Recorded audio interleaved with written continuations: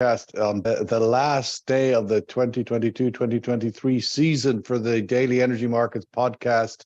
And on Bastille Day, maybe it is appropriate that we have our regular commentators from Venezuela and Iran on the podcast, and joined by another rebel from North London, Matt Stanley. It is the rebel crew, and certainly output and supply from Venezuela and Iran maybe one of the wild cards on the supply side to watch over this coming months. But let's kick off with Matt Stanley, Client Liaison Lead, Insights, Africa, Middle East and Asia for Kepler. Matt, we've seen the Brent crude oil price on a tear this week. Ultimately, we're now at the end of this week. We started the week deep in the 70s. We ended well above 80, now 81 and climbing. Where is the upside limit on this market, do you think, at this stage? Yeah, morning, Sean. Well done for another season. 6 weeks holiday. I hope you're somewhere nice and not sunny like Dubai. Yeah, look, where is the top? It's a good question. I mean, I think it's more where is the support? $70 a barrel is something that would be protected by the powers that be at OPEC. As ferociously as possible. Look, the IEA and OPEC came out with their reports yesterday. The market at the moment is more concerned about the supply issues. The supply is tight, apparently, but it's whether these forecasts regarding demand for the second half ring true. We've always been a little bit skeptical of those. They haven't come in quite as anticipated, but numbers recently have been good. Inflation arguments this week seems to be driving sentiment. A soft landing is one that's in the US, especially, is one that's welcomed by everyone who's investing in everything. Supply side, look, I think it's one that needs to be monitored carefully. If we see Nigeria increasing their production this month, they're about 1.6, about another 400 back. Venezuela obviously increasing. Iran are producing more than most people thought. I think it caps the range. I think it just moves the $5 range from perhaps 78.50 to about 83, something like that. And I think we'll flirt in that range until we really see some more data coming out at the end of the month. Let's go to Iran. Daniel Rahmat, Senior Energy Security Consultant. I suppose, Daniel's surprise of the first half of the year really has been the increase in Iranian production /exports, which were confirmed by data this week, positioning Iran's total production at above 3 million barrels a day. It's been a long time since we've seen a 3 before the Iranian output. How do you see that moving forward? And indeed, are these numbers accurate?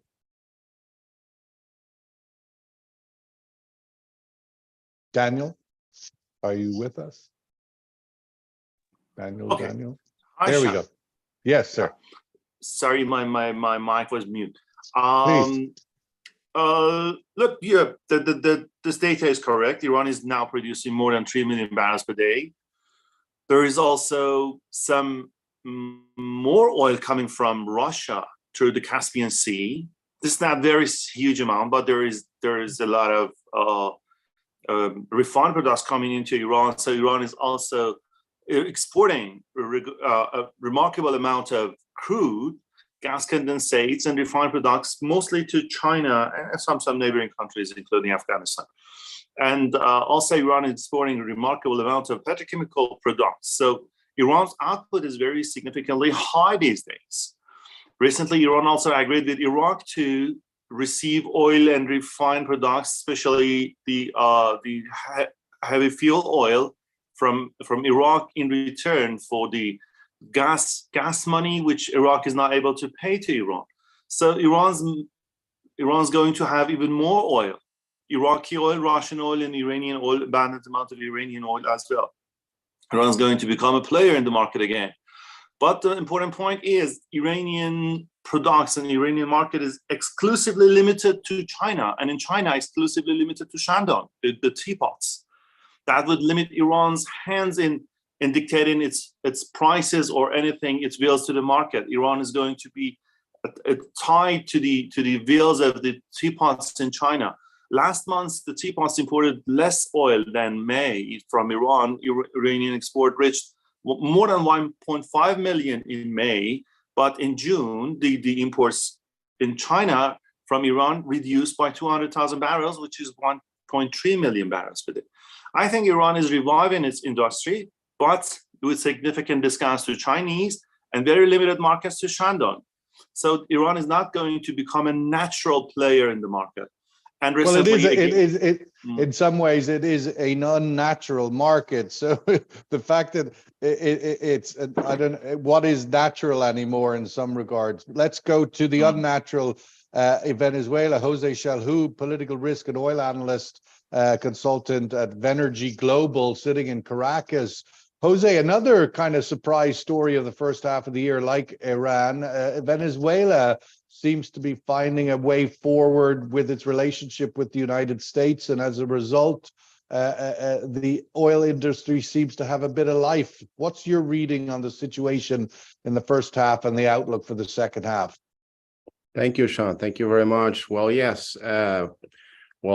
So far, the situation regarding our oil production has been positive in some ways. But the question is, for me, is for how long? For how long the situation will be sustainable? It will definitely depend on the dynamics of the relationship between the United States and Venezuela. Again, I'll stress this, that next year we'll be having elections in both countries. We have the possibility of a political change in the U.S., of a change of administrations in Washington, in the White House. I don't know if we're going to have a political change here in Venezuela. The possibilities are real, are real because of the really high, levels of discontent. The Maduro government is not really doing it well. But as I was telling Daniel, I mean, the election system is pretty much tightly controlled by the government. Yesterday we had a first debate of opposition candidates for the primaries to be held in October. But of course, it will much depend on the dynamics of between Washington and Caracas. We have Chevron lifting production here. Let's see if we're going to see new fresh investments. Let's remember that these activities by Chevron are regarding all debts, from PDVSA to Chevron.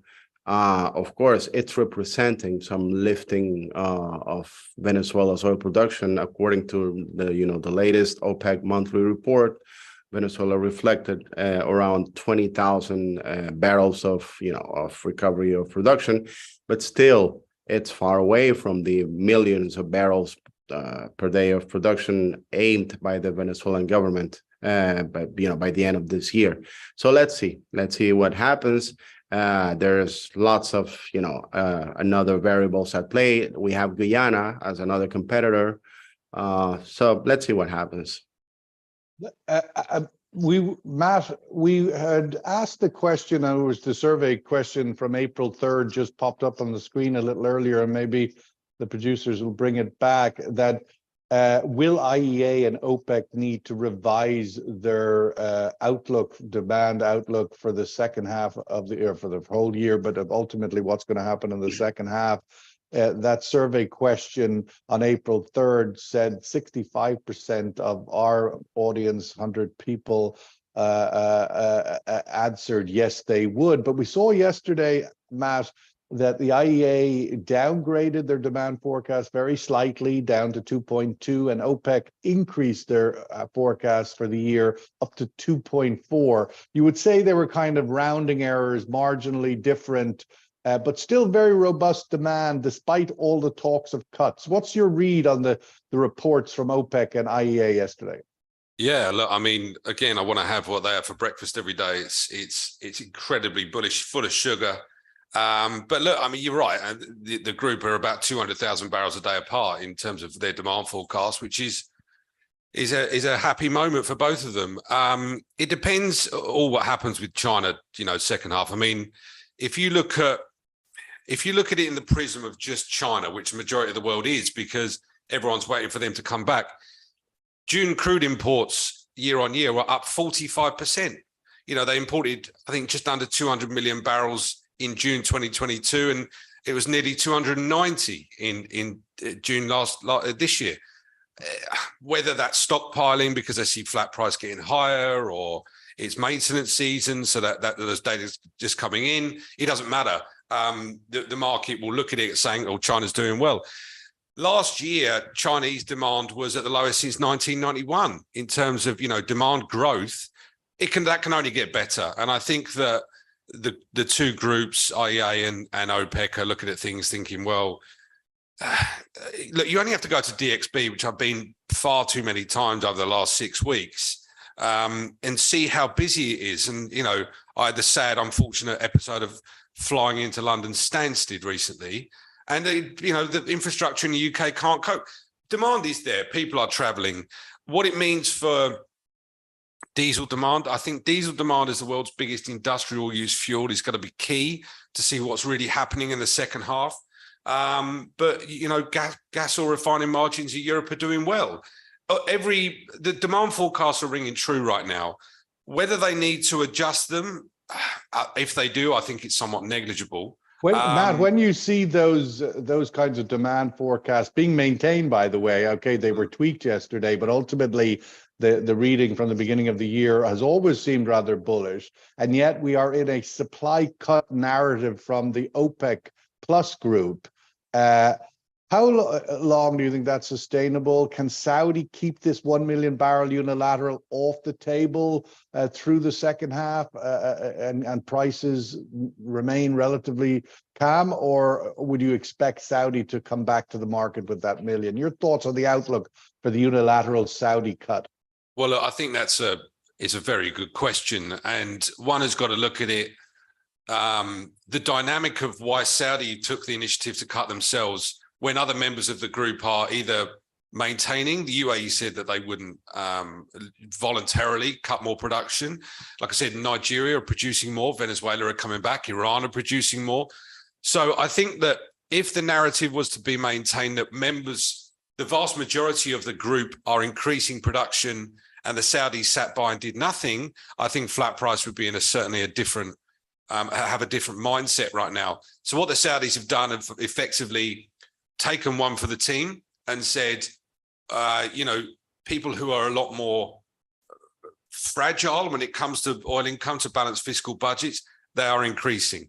And the Saudis have said, well, look, at the moment with flat price where it is, we are willing to say we will cut 1 million barrels a day in order to protect flat price at these levels. And I think if demand does ring true, as they are forecasting, then that supply can gradually come back without causing any shockwaves on the supply side. So I think it's a very measured approach from the group, but led by the Saudis voluntarily cutting their production. Daniel, we talked a little bit earlier about Iran surprising to get above 3 million. What can that look like in the second half of the year? Can it continue to grow beyond 3 million? I mean, given the space that the Saudis have left by taking the 1 million barrels of their off the market, can Iran come back and fill that gap, given that historically that is their market share? Technically, they've always been producing, I mean, over the history of time, a lot more than they have been.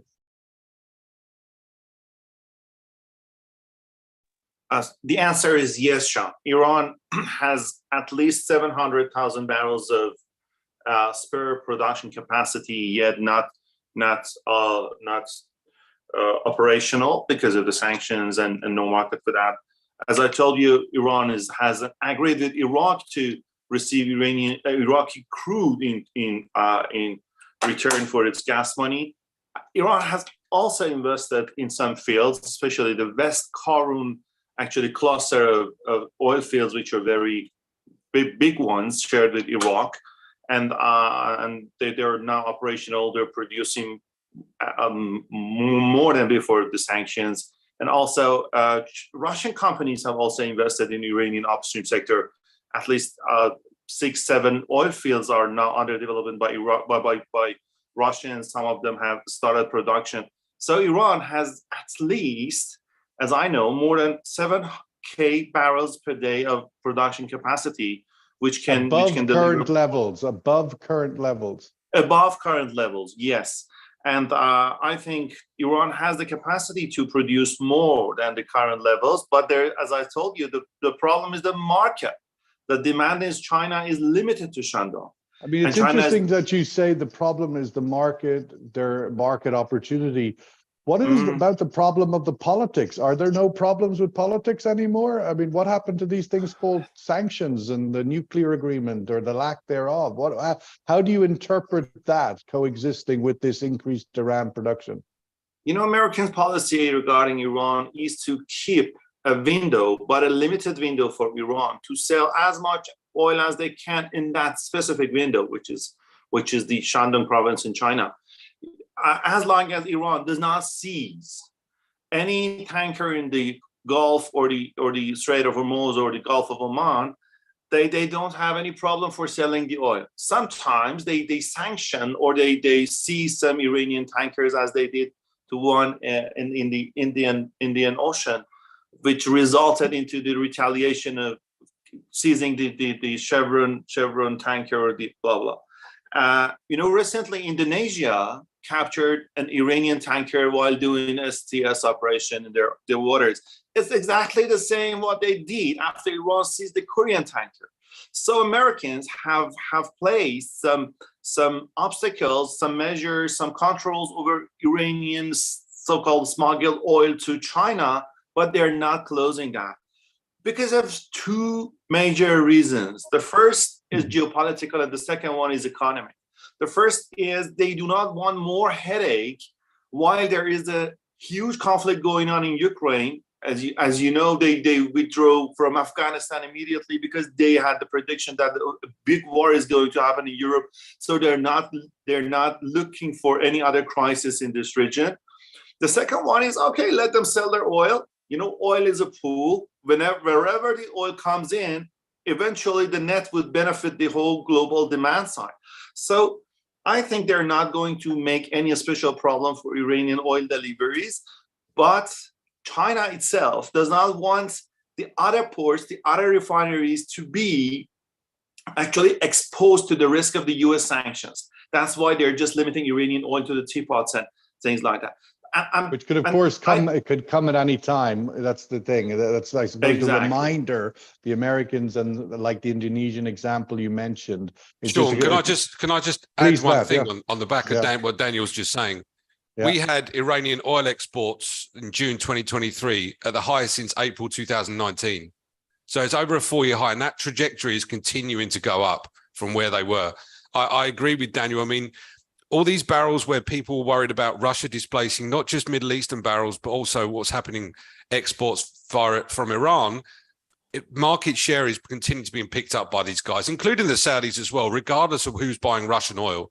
It's going into places like Malaysia, a lot more is going into China. But Iranian exports are just under 1.8 million barrels a day in June, and that's the highest since April 2019. Let's go to Jose, because I want to get the same sort of question to Jose about where Venezuela is in this predicament, the politics versus the technical capability. Jose, while the politics seem to be finding some progress forward, what is the technical limitations right now with Venezuela? I mean, if you had perfect politics over the next 12 months running into both elections next year, what could Venezuela do technically in terms of production and exports? Sure. That was a very good question. I mean, we have the infrastructure. I mean, we have very large infrastructure, but also we have different aging fields, especially in the western side of the country, that need lots of investments in terms of recovering production, in terms of new fresh production. Our best hope is in the Orinoco oil belt of extra heavy and heavy oil, which is the largest oil reserves in the world. That's our hope to ramp up our oil production. We need investments from the US, from Europe. Also, we have very important problems in terms of infrastructure capacity when it comes to talking about ports of exports. You name it. Give us some numbers, like where are we at the moment, numbers wise, and where could we get to in the next 6 months if the politics is all perfect? Considering production? Yeah, and exports. Yeah, well, I mean, if you reach, like, for example, 1 million of barrels per day by the end of this year, which is probable, maybe we can talk about, I don't know, 300,000, 400,000 barrels per day, especially to the US. I mean, that is our natural client, considering geographic, proximity and all that, and also Europe. Let's see how it goes in terms of our relations and our trading relations with China or Russia, for example, or Iran. But definitely, the secret of all this is how our ongoing pragmatic relations with the US will go on for the next 12 months. Let's go to the survey question for the last podcast of the 22-23 season, which is all about price at the end of the day. What will be the price of Brent crude oil when the new season of podcast, the Daily Energy Podcast, resumes on September 3rd? Will the oil price Brent be closer to 90, closer to 85, closer to 80, closer to 75? It's currently trading at about 81.50, having made a big recovery, breaking away from that 75 barnacle on a rock where it's been for much of the second quarter. But what will it be when we come back with the podcast on September 3rd? What is your prediction there? And then I want to ask the guys what their outlook for the time in between, what they will be watching as we go forward through these doldrums of the summer, as the airports pack up and we all get very frustrated standing in long queues trying to get places. Matt, your sort of crystal ball for the coming 6 weeks, what you'll be watching, what data points you think will give us a clear indication as to the sustainability of this recent oil price recovery? Good question. I think main one for me, just what has driven markets the last few days, economic sentiment, is going to be what happens with driving season in the States. I think gasoline demand is going to be a key indicator for where the light end of the barrel's looking. That has an effect on diesel. But the big one for me, I think, coming into Europe, as a Londoner, I'm always thinking about, oh God, summer's here, but winter's around the corner. Is what happens with natural gas stocks in Europe and what happens with natural gas stocks in the UK. I have been pleasantly surprised. I think what's happened over the last 15, 18 months, something like that, since the conflict, since the cost of living crisis, all on the back of all these headwinds, has been just how resilient the energy economy has been and how quick people have been to react. Now, that narrative is certainly not over. It's in the rear view mirror, but I think natural gas to me is something that has laid dormant for the last 9 months because stocks in Europe have been buoyant.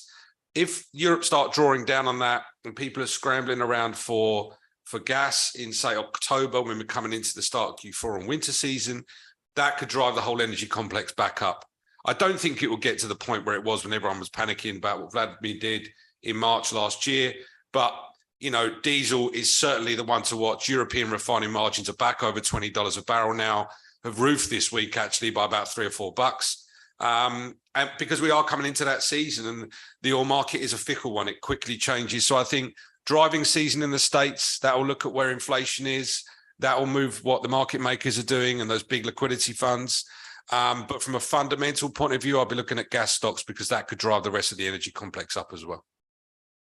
Let's go to Daniel in Iran. Daniel, your thoughts over the coming months, what the data points will be, Iran's production continuing to rise?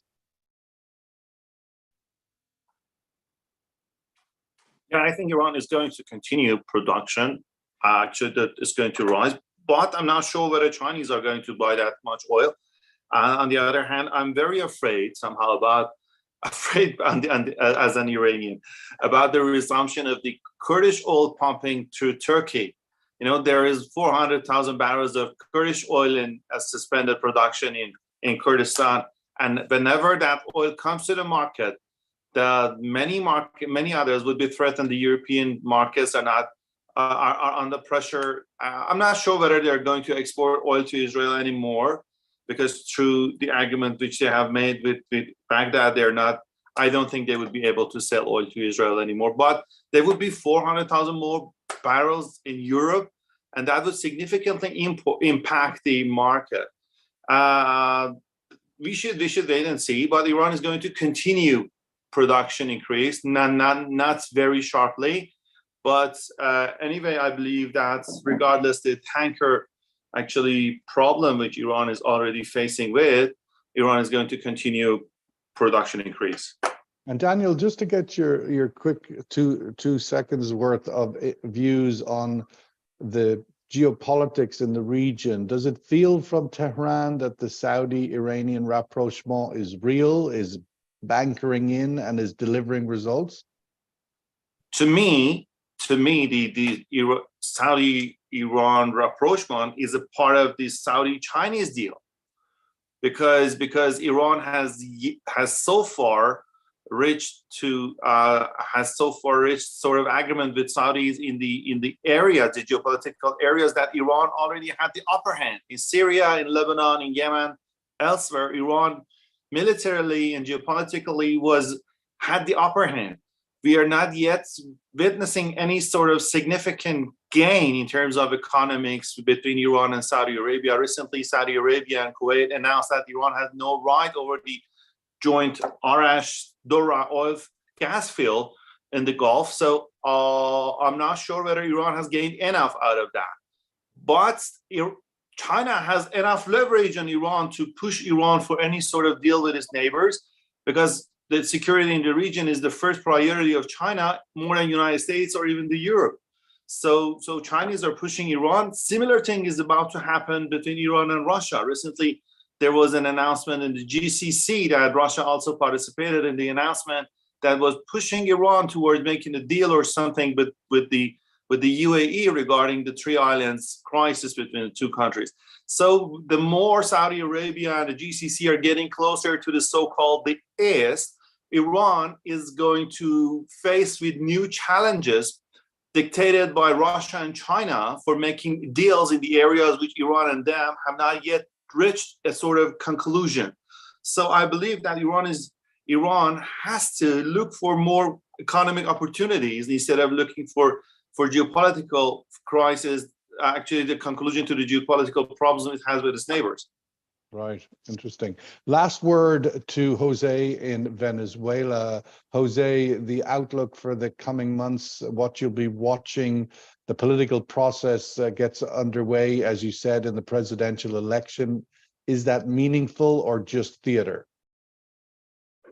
For me, it's pure theater. I mean, of course, let's see how the opposition gets to pick a new fresh candidate, a new solid candidate that could face or that could pose a real challenge to the Maduro government. Also, I should be watching the Chevron license that should get renewed in the coming months. Also, if this could lead to new license by the OFAC to new U.S. oil companies that could represent new investments that could lead to a ramp up of production here in Venezuela. Also, I should be watching as a competitor how the production coming from Guyana or Brazil should represent a challenge to what Venezuela is trying to carry out in terms of recovering of its oil production to the U.S. specifically. Well, it certainly looks like the Americas, whether it be El Norte or El South, are the source of the new supply for the world of oil, whether it's Guyana, whether the potential of Venezuela at the end of the day, as you said earlier, was pumping over 3 million barrels 20 years ago, and is technically capable to get back there with the right amount of money. So the future in Latin America, South America, North is very positive for new supply, as it is in the Gulf. Those two geographies seem to be the potential source of that extra 10 million barrels of supply that might be needed over the next 25 years. So Lots of opportunity there if the politics can get out of the way. Listen, just to wrap it up with the oil price outlook, we had our survey question today, and we also posted the survey question we asked in January. What would the average oil price for Brent crude be in 2022? If we can bring up that survey result from January, I think it is, somewhat indicative as to where we are. In January 16th, we asked average price for Brent crude in 22, and we got closer to 80. And closer to 100 was the biggest one. Of course, the answer so far is blue, closer to 80. We had $80 in the first half of 2023, rather. And now we're a little above 80 in the first weeks of the second half of this year. So the blue is winning, and the outlook for our survey today, which we'll now post on social, seems to be similar, that the price when we come back for the new season will be in the 80 to 85 range. That's today's answer. So it's all about $80, it seems. And I think everybody, both on the producer and the consumer side, would be content with that number if it was to sustain right through the year. Listen, thank you so much, Daniel Rahmat and Jose Shalhoub in particular. I know you guys, there are different challenges for you to join us regularly from your different geographies, so we do really appreciate that. Matt Stanley is always one of our long-standing anchors on this podcast, a tremendous analyst in the Gulf, and we really appreciate it. Matt, all of your contributions. Have a great break, everyone. We will be now off for the next 6 weeks, but we'll be back first episode of September with the mighty Mike Muller and Christoph Ruhl, two of the greatest, will give us a kickoff into the new season. And until then, all the best, safe travels, and thank you so much. Take care. Happy summer. Cheers. Bye-bye. Thank you.